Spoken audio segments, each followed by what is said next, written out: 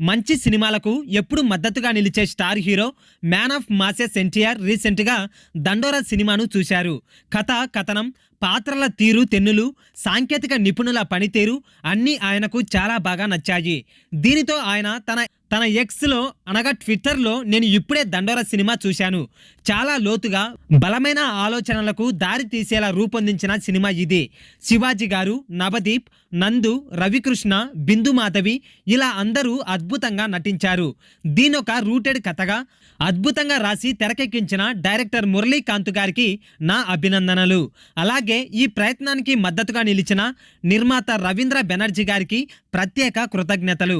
ఇలాంటి గొప్ప సినిమాలో భాగమైన నటీనటులు, సాంకేతిక బృందానికి హృదయపూర్వక అభినందనలు అని దండోరా చిత్ర యూనిట్ను అభినందించారు ఎన్టీఆర్ గారు. సంయుక్త ఆంధ్రప్రదేశ్లో తెలంగాణ నేపథ్యంతో రూటెడ్ కథాంశంతో దండోరా సినిమా రూపొందింది.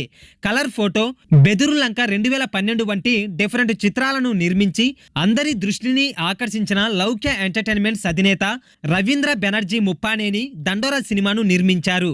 గత ఏడాది సంక్రాంతి సందర్భంగా ఈ సినిమా డిసెంబర్ 25న రిలీజ్ అయ్యింది. మన పూర్వీకుల నుంచి ఇప్పటి వరకు ఇంకా కొన్ని చోట్ల కొనసాగుతున్న కుల వివక్షను ప్రశ్నించేలా, అందరినీ ఆలోచింపచేసేలా రూపొందిన సినిమా ఇది. మార్క్ కె రాబిన్ సంగీతం, నేపథ్య సంగీతం వెంకట్, ఆర్ శాఖమూరి సినిమాటోగ్రఫీ ప్రేక్షకులను మెప్పించాయి. ఇప్పుడు దండోరా చిత్రం ప్రముఖ ఓటీటీ ఛానల్ అమెజాన్ ప్రైమ్లో జనవరి నుంచి తెలుగుతో పాటు హిందీ, తమిళ, కన్నడ, మలయాళ భాషలో స్ట్రీమింగ్ అవుతుంది.